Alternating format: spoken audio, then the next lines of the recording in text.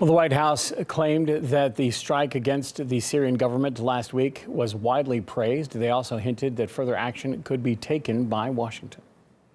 I think the action that we took last week has been widely praised domestically and internationally as a great step to ensure the deterrence and proliferation of chemical weapons and of action against innocent people. I think this president's made it very clear that if those actions were to continue, further action will definitely be considered by the United States. Sean Spicer, speaking to the press at the White House press briefing, said that the United States was willing to work with Russia to resolve the conflict in Syria. However, he then went on to list Russia as part of a group of countries that he says are on the wrong side in the conflict. Let's take a listen to how Sean Spicer put it.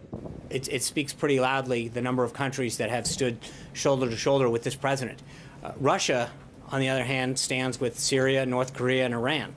I think when you contrast the two groups of countries sets, it's pretty clear that we're on the right side of this issue.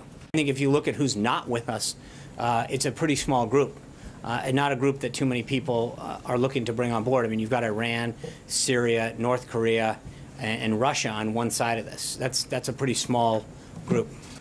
Now, this is not the only contradictory statement that has been made by figures within the Trump administration. The press pressed him about the fact that there were different voices in the Trump administration articulating different policies and different perspectives about how to move forward when it comes to Syria. Getting Assad out is not the only priority. And so what we're trying to do is obviously defeat ISIS. Secondly, we don't see a peaceful Syria with Assad in there. I think the status and the longer term status of President Assad will be decided by the Syrian people. I don't think those are mutually exclusive statements. With many different statements being made and many different perspectives being articulated by figures within the administration, it's unclear exactly how this will impact the upcoming meeting between the U.S. Secretary of State, Rex Tillerson, and Russia's Foreign Minister, Sergei Lavrov.